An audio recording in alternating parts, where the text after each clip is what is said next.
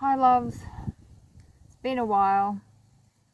I asked if I could be of service today for the 7/7 portal, the Sirius Gateway, and they said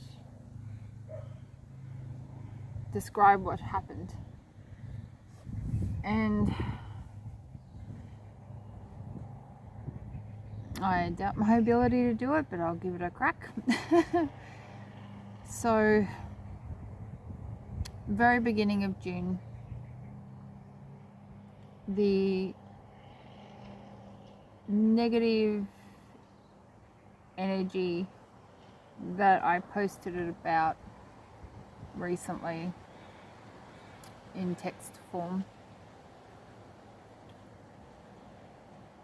it's probably in the community part of my channel. As you can tell by what I've written, I was in quite a low vibration at that point, but I was aware of it. 111. Excuse me.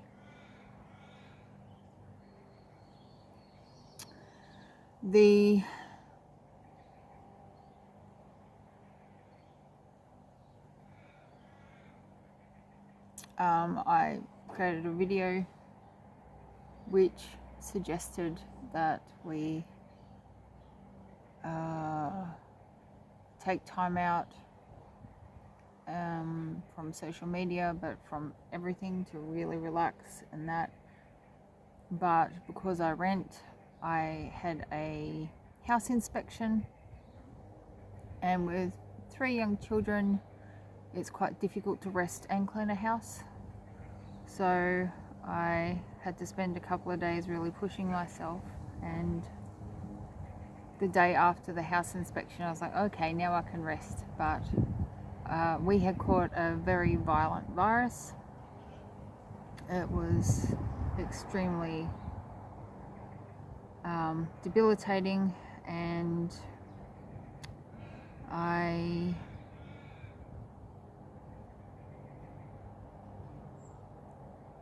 also had news at that time that my friend's cancer, which had been cleared 6 months before, she'd been cleared of cancer 6 months before. Did I just say 6 months of 4?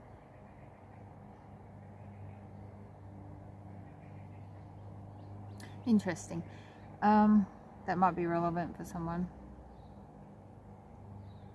Yeah, so she told me that her cancer had come back with a vengeance, and it was now terminal. And at that stage, she was given 3 months to live. She's been told that before, but this is her fourth round with cancer, and this time she's given up, and it's her birthright. She is a sovereign being, and so it was a hit. It was a hit emotionally, psychologically, mentally, and physically with the virus. And this negative energy, I've been clearing it for about a month now. It really skewed my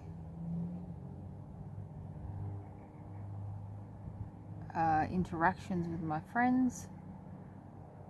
I didn't do anything nasty to that, but it really skewed my vision of their intentions. And it really was like a really dark cloud in the top of my skull.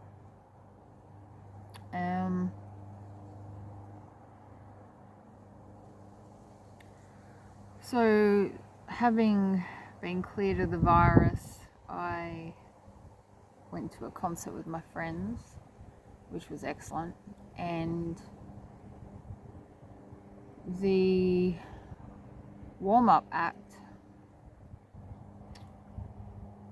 sang a song he'd written for his dad who'd passed, but he sings hallelujah in it repeatedly. And this entity did not like that. It was really getting agitated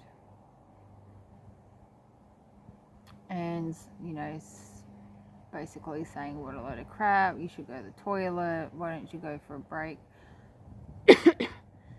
And I said no, because these sound like our own thoughts. And I decided no. I may not be a Christian myself, but what I have in common with this man is that love of God, of the infinite creator, of source, or whatever you want to call the intelligence, the love of all we are. And I don't have to reject his intention because I don't necessarily agree with the words. Because there is some talk of Yahweh being a demiurge. It's something you need to look into if you're interested. I'm not going to explain it now. And the Yah at the end of hallelujah is referring to Yahweh. So that's why I question some words. I'm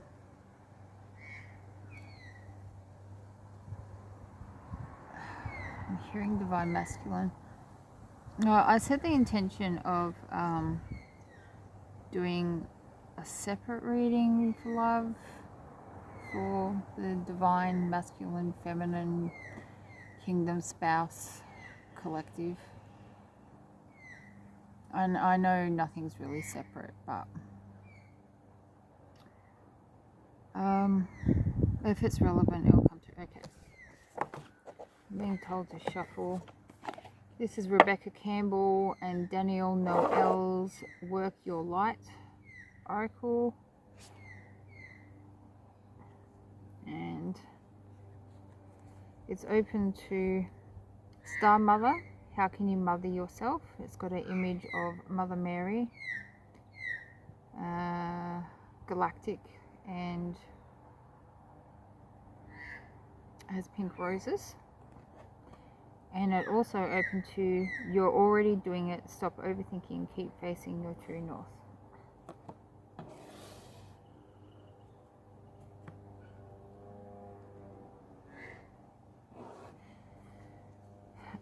On the bottom of the deck is a pyramid of cloud with lightning in it.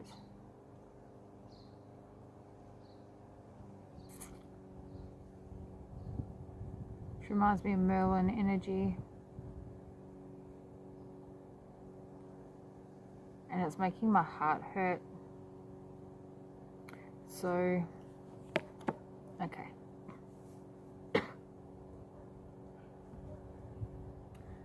Now I'm going to talk about something that is relevant, but is before last month.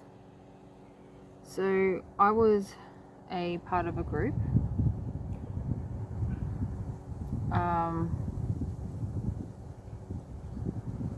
And I got too deeply involved. And I made my mistakes within that group. Specifically the how do I say this? I understand it, how do I say it? And so there's an entity that to me masqueraded as Merlin, and it was going throughout this group, throughout Zoom calls, making the screen flicker backwards and forth is a sign that that entity is creating chords that we don't necessarily need between each other.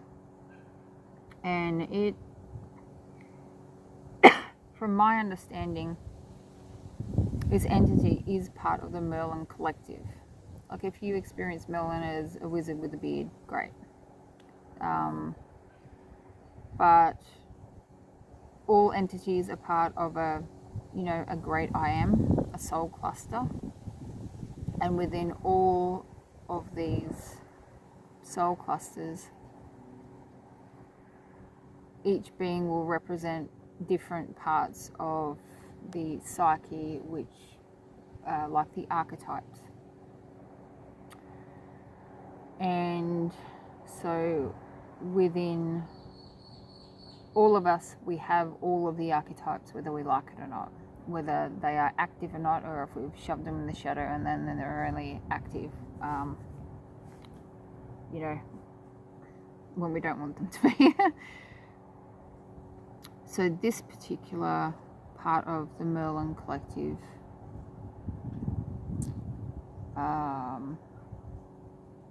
it was playing on our ego, I guess, playing on our wounds, pushing. And the reason that they do this is to give us the opportunity to see parts of ourselves that we refuse to acknowledge as being out of balance.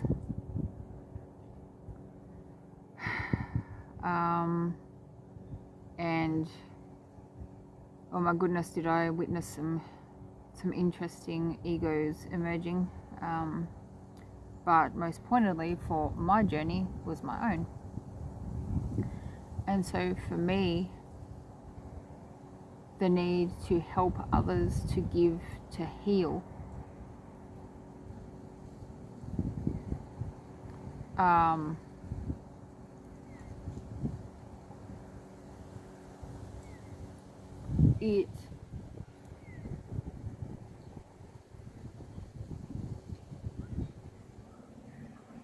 it got out of hand. But also in there, so I was coming from a heartfelt place, but it was a wounded heartfelt place. So, but the other part of this is also, I just lost it.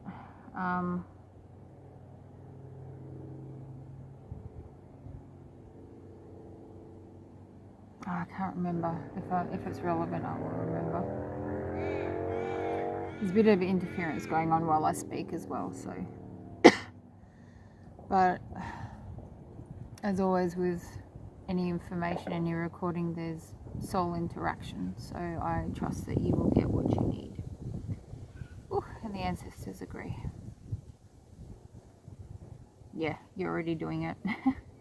Stop overthinking, face your true north, Catherine.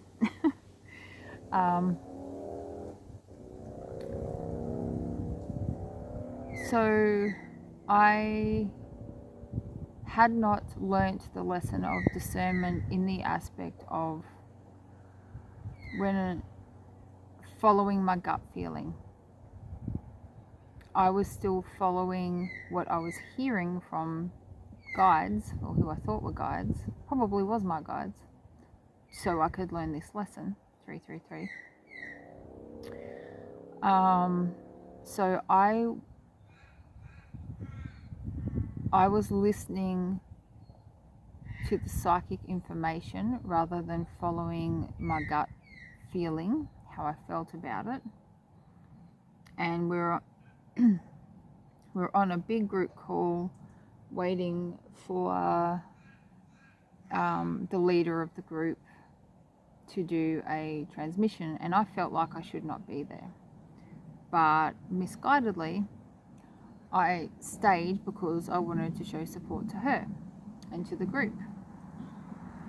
And then one of my friends, who's also on the call, was text messaging me saying, look, I have our guides here saying that we need to do light language. And I had been given the prod, but I was like, no, this is not the time. But when she said that, I was like, oh no, we have to do it. And so we spoke up and the group voted, and they voted that we could do it.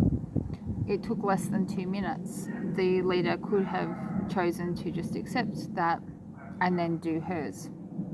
But she chose to make a big deal out of it, which, because she doesn't channel light language, so she wanted us to be muted within the group, because there was a magpie right near me. And yes, this is within duality. So I was aware of it on one level and unaware of it on another. So it came as a huge hit for me. Huge hit. Not because of her, but because of the other people that I thought I had made real soul connections with, I'd done healings for, I'd spent hours on the phone with, talking to them. It was crickets.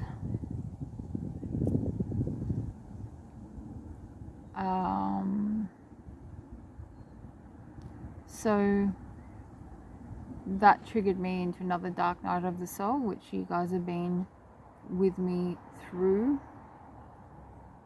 But I'm so used to just getting on with it, probably masking, just pushing through.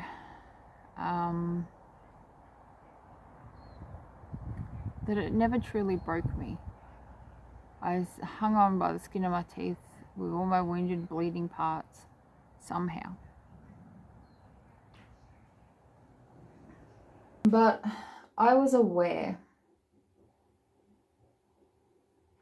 of this Merlin entity, still around but being kind of kept. I was keeping it at bay, and that's exhausting.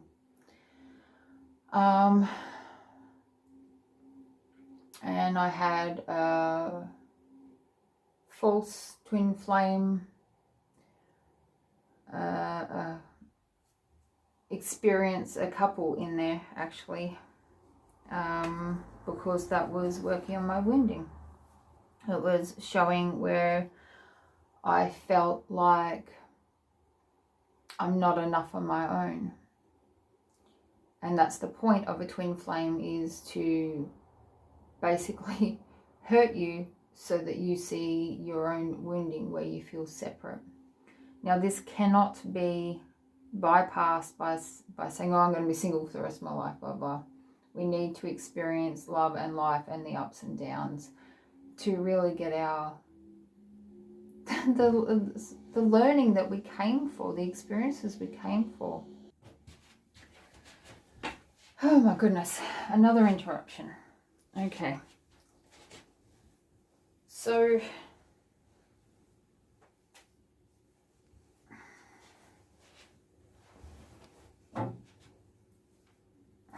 you might interpret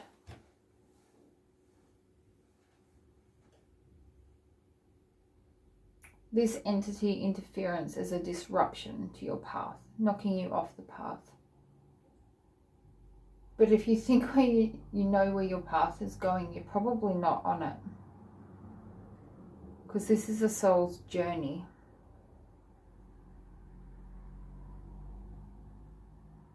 I'm being reminded of a story I heard from on YouTube. I don't know who the lady was, so I can't credit her. But it was her own experience where she had either been to a reader or someone who draws your soulmate, or saw this in a vision herself, but she knew what her soulmate looked like. It was an older gentleman, you know, with white hair and the beard and all that sort of thing. And the years passed by and she married a younger man. And every now and then she'd wonder if she'd done the wrong thing, but she loved this guy. She was happy with him. She followed her instinct, even though it didn't match up to the ideal, to the idea, to the information she'd been given. And then one day they were at a cafe or a restaurant and she looked up and it was the exact vision. It must have been a vision, yeah. It was the exact vision of the man that she had seen when she was a teenager.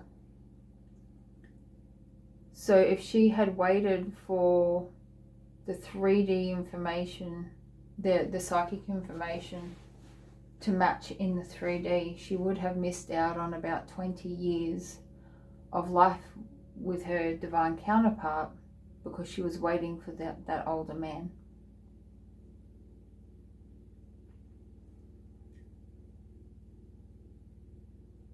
So it's really important to experience our lives. Quite often from trauma, where trauma teaches us to be hypervigilant. And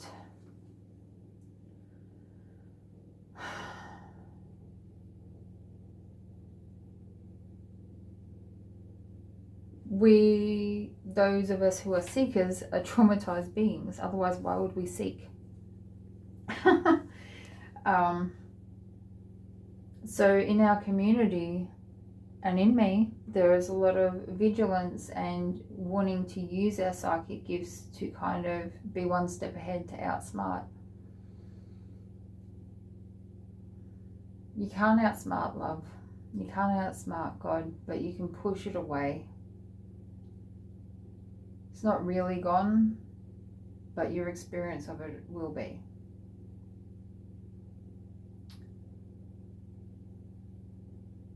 So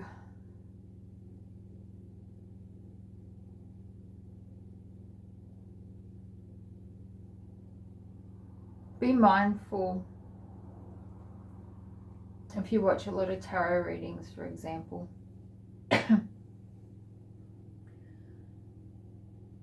Be mindful of why you're watching, but also be mindful of how you're watching. And what I mean by that is, are you taking it as this will happen? I would avoid readers that say this will happen. And quite often it does, because they've put that so powerfully into you, it just does. But I started watching tarot because I didn't know what I wanted.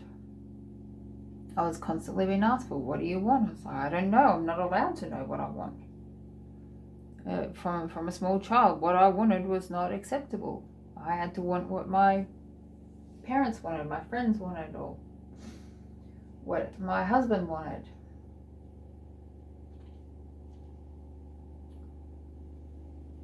So if that resonates with you, just think about it.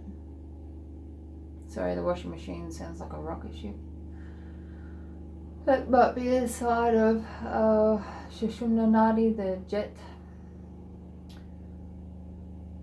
being mixed up and about to take off. I definitely feel like it's a big awakening this time. It's been a heavy one.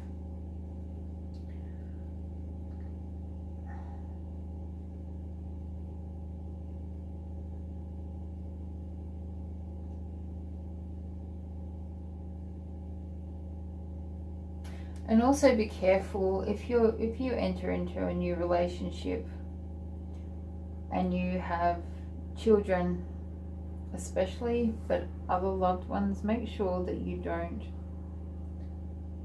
ignore them because it's exciting to be with a new person.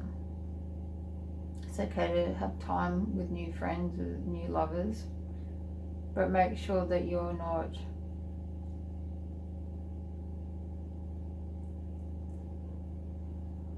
looking to them. I heard, to fix all your problems.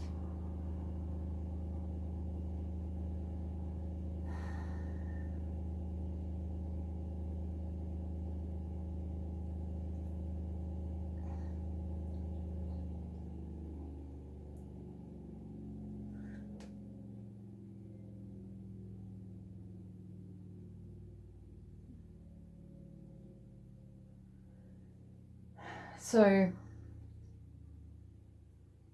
what, during this period of over the last month of having had the virus, having this entity coming in really, really strong, having given up caffeine because it affects your aura and makes you more susceptible, and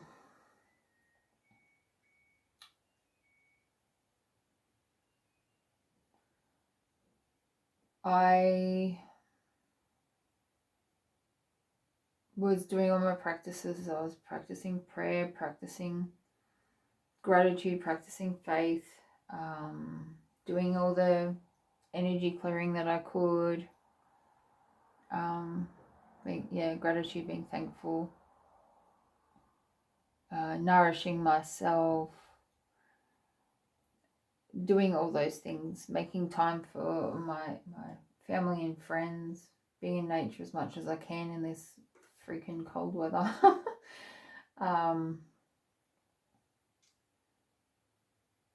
But what worked for me was actually my own video. I think it was a Soul Star Chakra, and it has like hashtag love, hashtag light worker after. And I'm wearing a pink jumper and sitting outside among the trees. It cleared for me. So if that resonates, go find it. It will be in the chakra series playlist on my channel. If that doesn't resonate with you, you can look into other, crown clearings, soul star chakra clearings. There's higher chakra clearings.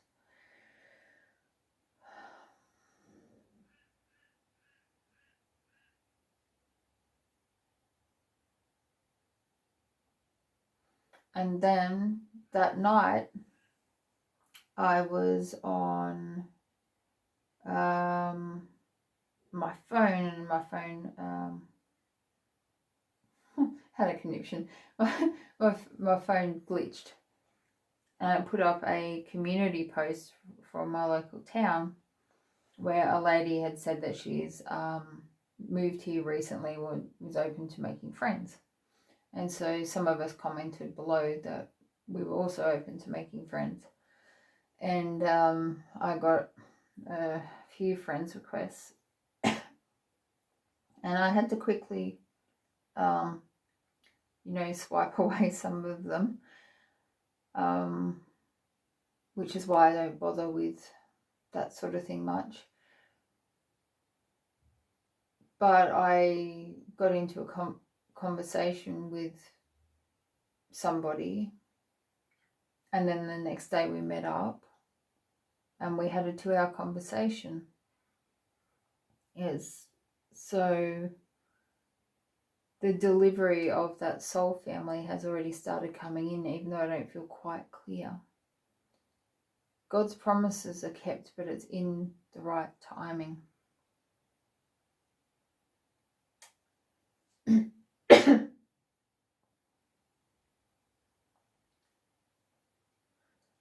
And so I'm being reminded of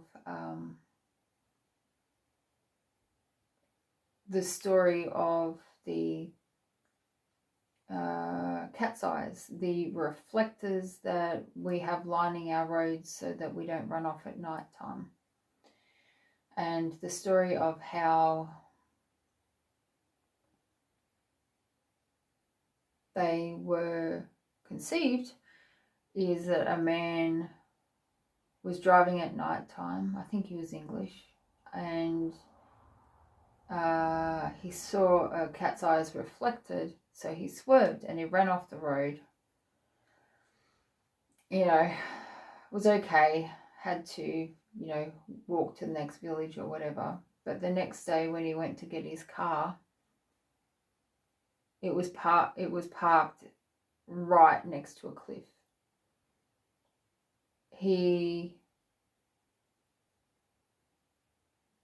From his tracks, where he had been headed was directly off a cliff.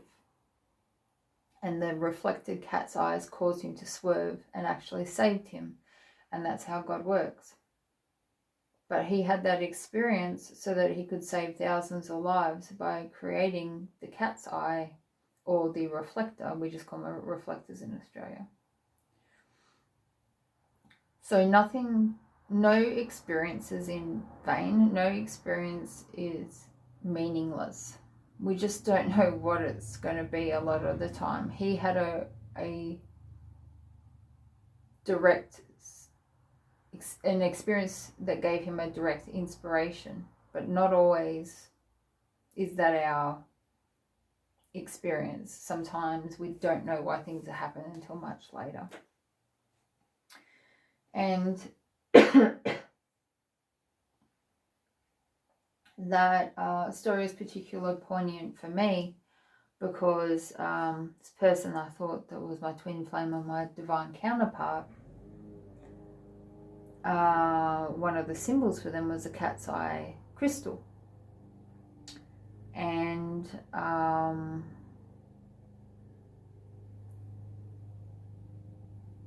that story helped me gain absolute closure that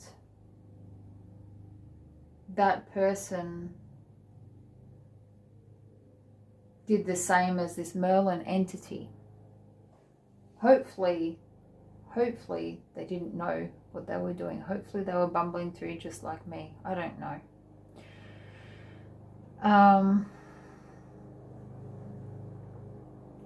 They triggered my ego. They triggered my wounding, my blocks around love, my ideas of what love should be. And like the cat's eye reflectors, they pushed me off the road. It was a big crash.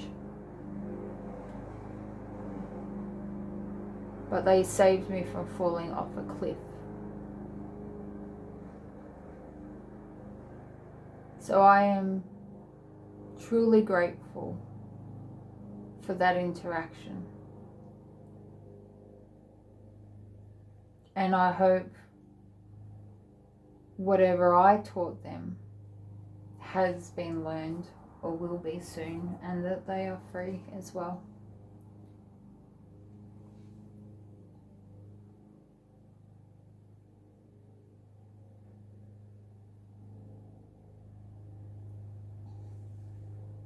Okay, I'm being drawn back to the cards, and we'll just see what happens here. I was going to apologise for this being so disjointed, but it is what it is.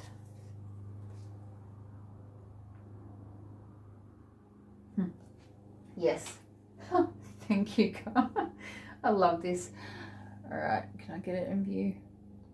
The ever unfolding rose, cracked open, it's happening for you, not to you.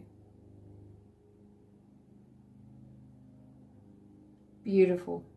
Thank you. I'm going to end it there. That's a perfect way of ending the story. So whoever you are, no matter what part you're playing in this big drama that's unfolding on Earth, on the stage of Earth and the universe, thank you for playing your part. There's no good guys without bad guys, and none of us are completely good or bad. Even within duality, we can try our hardest to be one or the other, but the truth is all the archetypes live within us, and they will poke their head out at times. And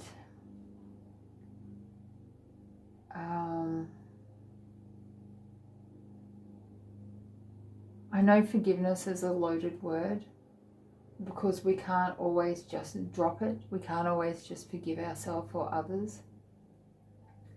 And it's not necessarily our responsibility. But I find when I feel like I do need that release, I just set the intention aside. When it's ready, I will forgive. Thank you, God. Because the forgiveness comes as we heal. And it's not an invitation to hypervigilance. If you are someone who's always anxiously trying to heal themselves, who's stuck in a loop, you need to know yourself. If you're constantly healing, constantly stuck in a trauma loop, you need to break yourself out of it. If you're someone who avoids doing the healing, then you need to step in. Know thyself. All right. I love you. Bye.